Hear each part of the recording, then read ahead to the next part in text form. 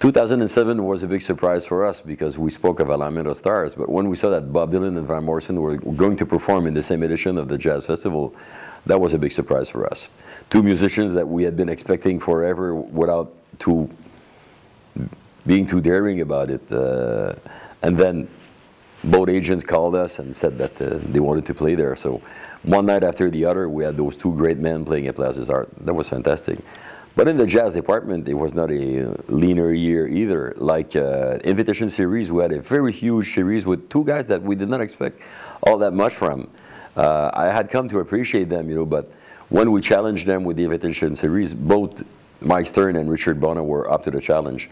And their middle concert where they both played together was fantastic with Roy Hargrove. But otherwise, the four bands that they put together were top flight. We filled every night, and it really showed that the festival had come to really challenge the musicians, and we don't even have to say they challenge themselves and try and be very good there.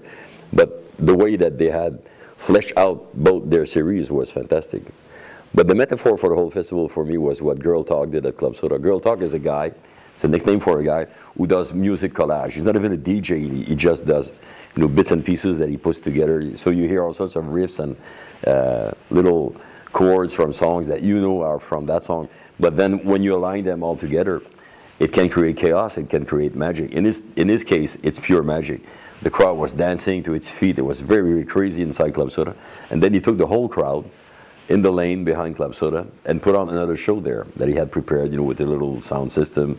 And people had some fires.